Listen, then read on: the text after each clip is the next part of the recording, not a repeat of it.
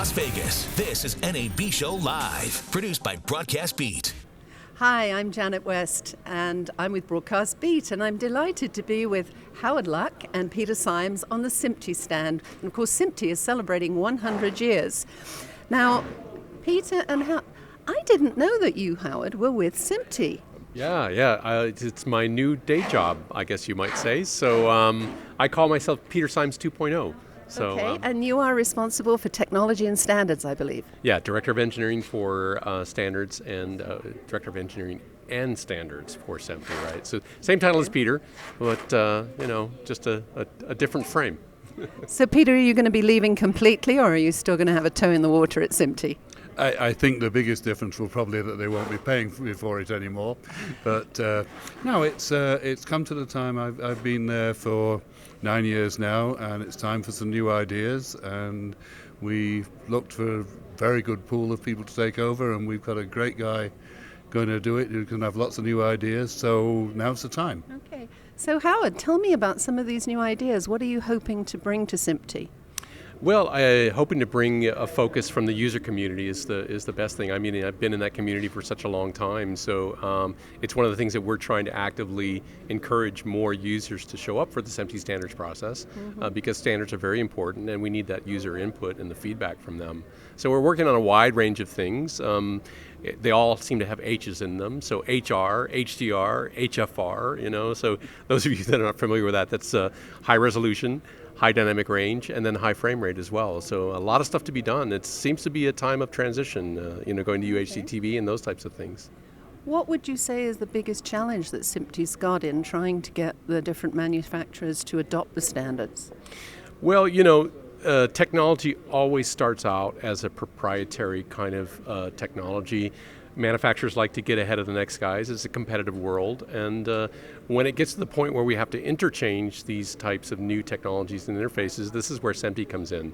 So we hope to bring all the manufacturers to the table and make sure that they can sit down and we get a consensus on how to interchange content, media, sound, pictures, metadata, all those types of things, so that we can have a very nice, even platform and everybody can play well across that. Mm-hmm.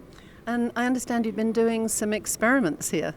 So there's been a lot of stuff today to do with high frame rate. We just got to see Ang Lee's presentation of his next movie, a clip of that, which is done at 4K, 3D, 120 frames. So quite a big accomplishment to have that in any situation, let alone here at NAB as well. So. And what was the response from the audience looking at the demo? It was pretty amazing. I mean, I got to see the demo myself, and I was blown away. I mean, it's a scene that takes place on a battlefield, and it's like looking through a window when you remove all of the kind of stuff that we used to have to deal with all the time. I mean, we've been very good at making films at 24 frames per second, but there's limits to 24 frames of what you can do. So you have to pan it, sometimes slower than what you would like to do. You have to watch a lot of those things. And with this, it seems to remove those things out of your way as a filmmaker. And it presented a really lifelike situation. I felt like I was on the battlefield itself. So, I came out shaking. It was so compelling to a certain extent. Maybe that's not the best feeling that everybody wants, but certainly between a brilliant filmmaker like Ang Lee with his hands on this type of technology can really make a compelling piece of content.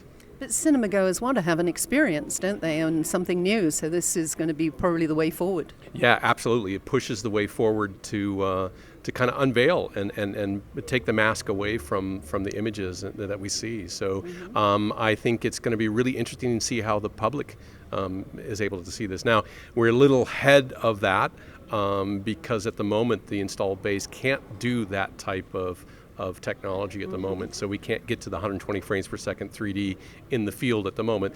There probably will be a couple of special venues that will be able to show this, but for the most part we'll have to maybe drop it down to 2K and 60 frames per second. But I think still a lot of the film will translate across to that as well too.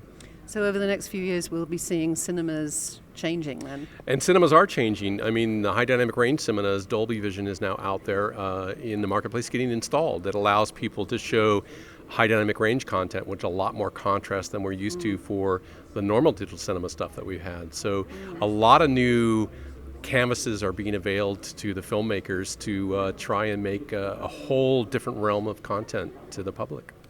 Really interesting, and I'm looking forward to seeing it myself. So I'm with Howard Lukk and Peter Symes, and I'm Janet West on behalf of Broadcast Beat. Enjoy the show.